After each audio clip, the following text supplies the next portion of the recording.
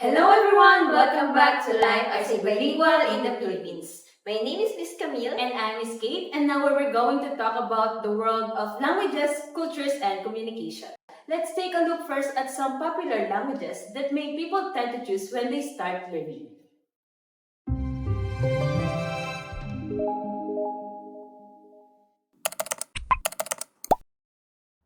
Alright, let's start with some languages that are generally easier for a Filipino speaker to learn.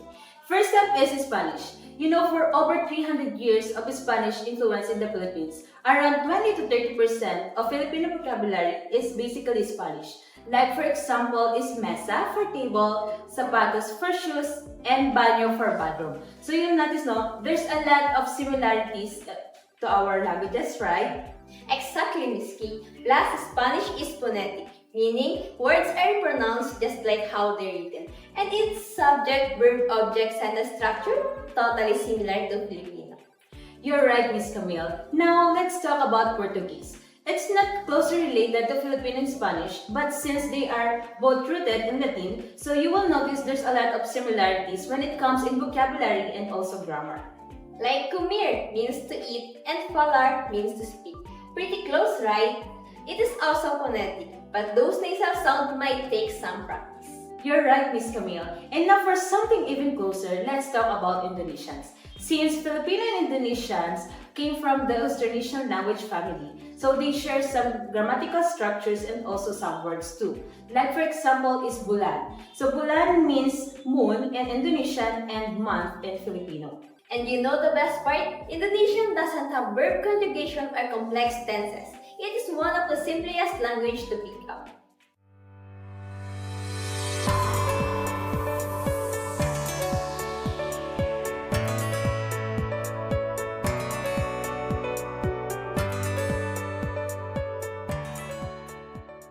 Now, moving on to the languages which is more challenging but still manageable.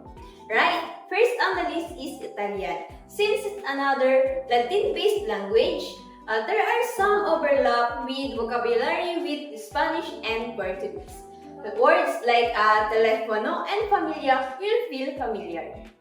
But here's more gets tricky. So Italian introduced more verb conjugation and gendered noun, which means remembering if things is masculine or feminine, still phonetic so the pronunciation isn't too hard.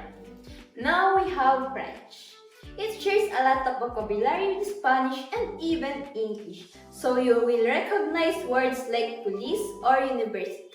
But it can be a bit tricky when it comes to its nasal sounds, silent letters, and pronunciations that are not always straightforward. Exactly, Miss Camille. And don't forget the grammar because French has more complex in verb conjugation, gendered noun, and unpredictable pronunciation. After that, we have German. If you speak English, you will recognize words like house means house or Wasser means water. But German grammar can a bit of challenge with cases and gendered nouns. Once you get hang of the rules, though pronunciation becomes pretty simple.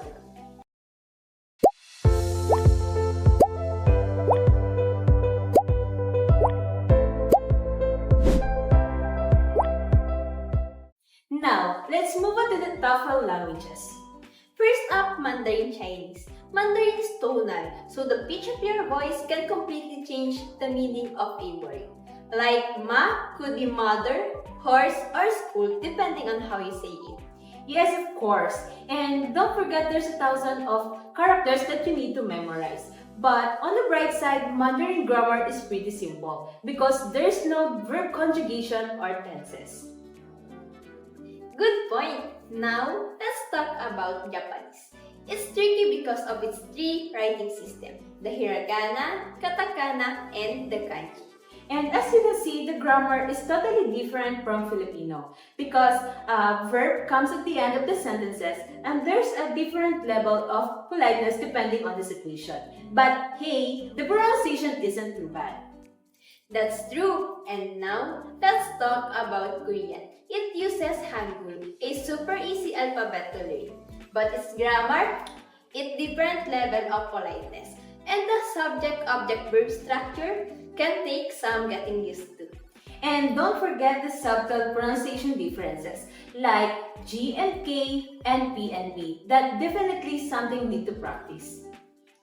Lastly, we have Arabic, and it is written from right to left and has sounds that we don't have in Filipino, like the deep ka or the glottal I. Yes, and the grammar is quite complex with gendered noun and verb conjugation based on the number and tense.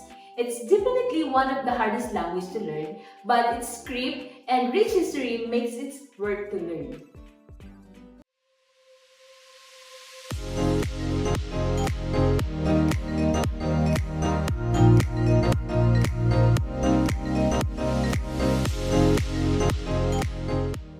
Now that we've gone through some of the popular languages by difficulty, you might be asking yourself, which one should I learn?